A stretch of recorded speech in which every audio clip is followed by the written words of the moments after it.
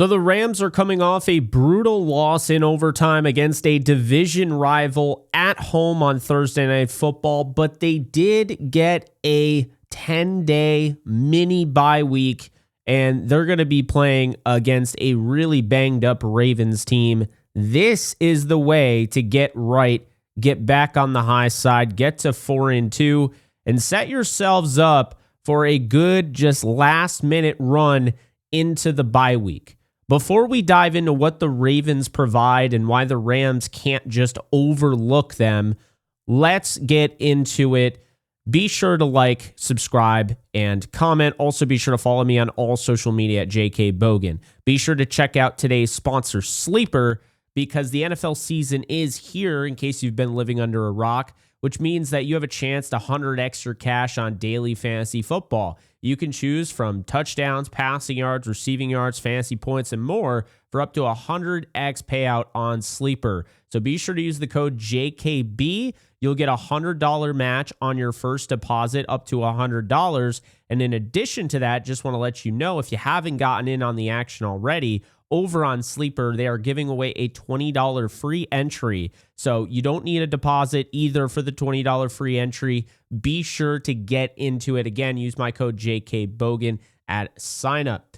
So the Ravens lead the all-time series against the Rams 6-3, and having just won, 5 of their last 6 games against the Rams, including the game of the year, I would say, in 2023 that ended in overtime.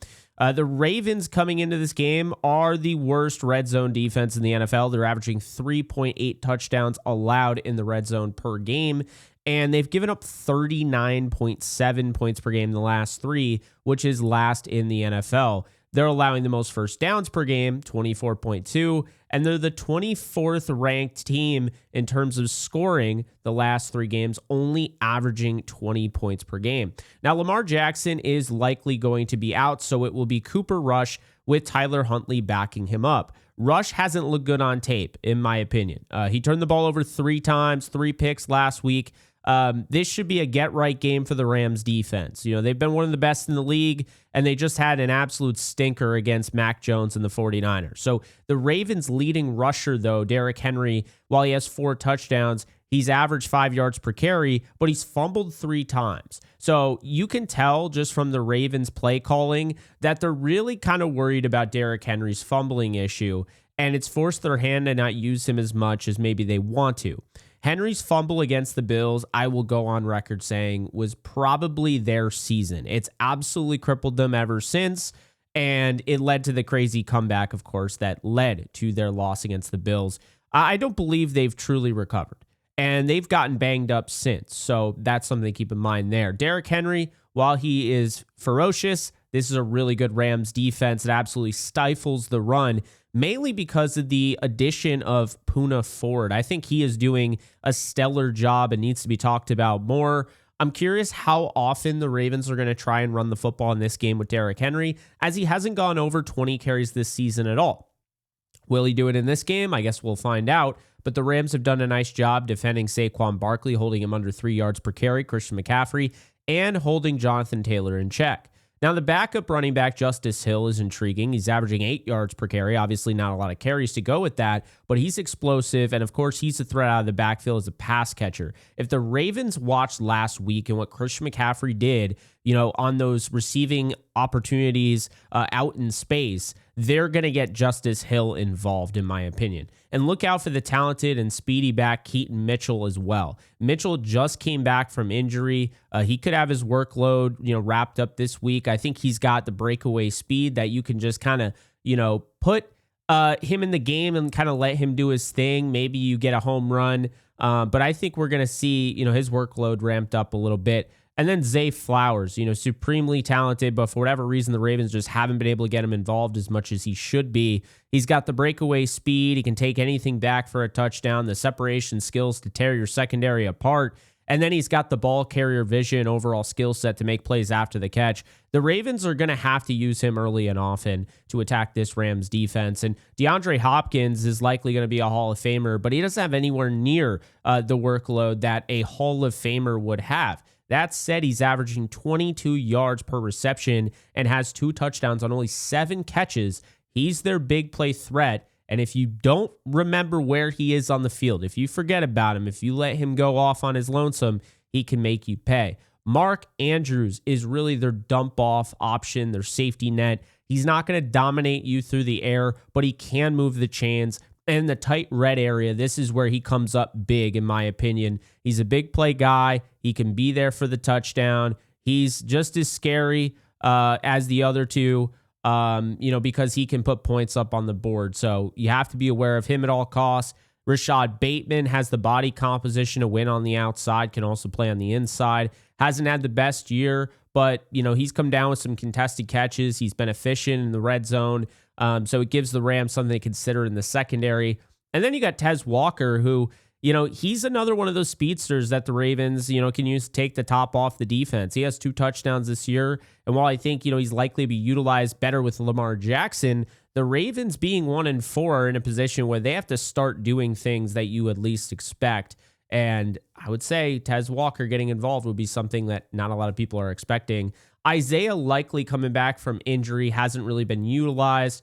We know what he can do, from his previous performance last year, but it will be interesting. Do we see him more this week or not? He's a very talented tight end in his own right.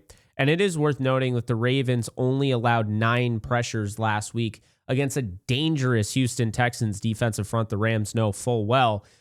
It might have something to do with the blowout score because they absolutely got blown out by the Texans and the turnovers, but I found it interesting nonetheless. So speaking of the offensive line, I believe we are going to get Ronnie Stanley at left tackle. If not, it'll be Joseph Noteboom. He's given up 3 sacks this year. Noteboom gave up 5 of the 9 pressures last week in relief for Stanley. Andrew Voorhees has been solid in pass protection. He's that left guard. Tyler Linderbaum at center has been decent in pass pro. He's really more of a run blocker, really good run blocker.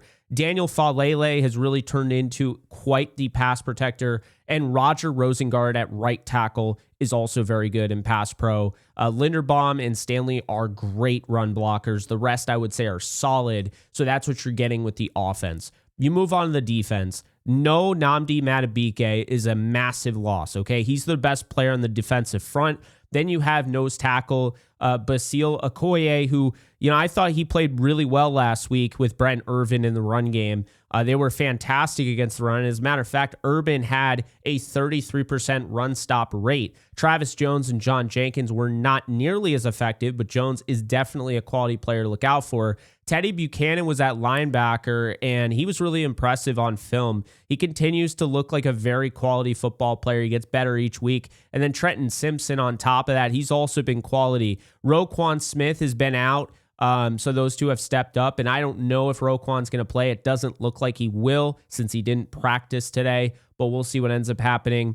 Odafe Oweh, this is an interesting one, was traded to the Chargers, and he was by far the most effective pass rusher for the Ravens this year, going up with a 16.4 win rate, which was way ahead of everyone else. And with Madubuike and now Oweh off this team and out of the mix, the Ravens lost a combined 22 pressures from their defensive front just off that. The edge defenders are going to be Tavius Robinson, Mike Green, Kyle Van Noy, and David Ojabo. I believe the trade of Oweh was definitely in place because of the contract status, but also it was an opportunity to get Mike Green going, their second-round rookie. The Ravens secondary has been getting abused. It just has. They've been giving up the most touchdowns in the league passing through the air. Nate Wiggins got the start alongside TJ Tampa with Keon Martin in the nickel spot. Jair Alexander played 13 snaps last week. The previous week, Nate Wiggins was outside with Chidobe Awuzie, and Marlon Humphrey was in the nickel. Now, both Awuzie and Humphrey missed this past week against the Texans, which is why I believe the Texans were able to just absolutely blow them out of the water. So we'll see if they play. Humphrey was active. He was a participant in practice. Awuzie was off to the side and did not practice because of a hamstring. So that's a huge loss and significant if Awuzie can't come back in this one. At safety, it's been Malachi Starks and Kyle Hamilton. He'll be back. He missed last week, so that's why Ruben Lowry III got the start for the injured Hamilton and got wrecked by C.J. Stroud, giving up 2 touchdowns last week. So it's uncertain the status of a Kyle Hamilton, but I do believe he's going to play. Ardarius Washington, who's one of the better safeties that really doesn't get talked about, he suffered an injury earlier in the year, so he's not going to be back until later on. And so the Ravens felt they needed to bolster their safety room. So they acquired Alohi Gilman via the trade that I just mentioned, Odafe away going to the Chargers, and they also signed Chauncey Gardner-Johnson. Gilman is a player that I've liked for a long time. He's a well-rounded safety. He had a great year in 2023. He was solid in 2024, and he had a really good 2025 aside from his rough outing against Denver. So I really do like that pickup for them. The Ravens addressed the issues at safety before this game. So this is the thing. I wouldn't make assumptions that Matthew Stafford is going to do exactly carbon copy what CJ Stroud did based on that. This is a different team than the team that just played the Texans. Yes, quarterback is going to be an issue for them. But when you look, that secondary last week was about as banged up as it gets for the Ravens. So that's something to keep in mind here. The Ravens didn't have Chidobe Awuzie, Marlon Humphrey, like I mentioned, Kyle Hamilton. These are significant losses. Roquan Smith wasn't available. Then you don't have Matt Abike in the trenches. And that's something, but it looks like they will likely have Marlon Humphrey this week. We'll see what ends up happening, but like I said, he did return to practice. And then going to special teams real quick here, if it comes down to kicking, Tyler Loop is money inside of the 50.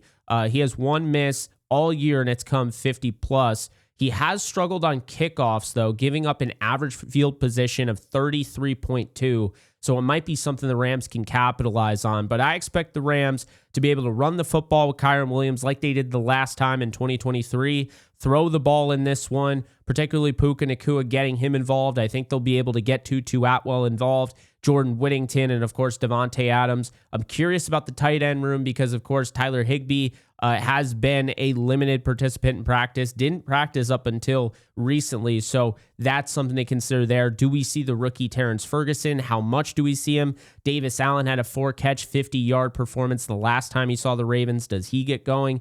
So we'll find out there. But I think the big headline here is the defense is going to get back on track in this one. And they better, because right now the Ravens are just not the same Ravens team without Lamar Jackson, not even close. So I have the Rams winning this game 31-20 in Baltimore.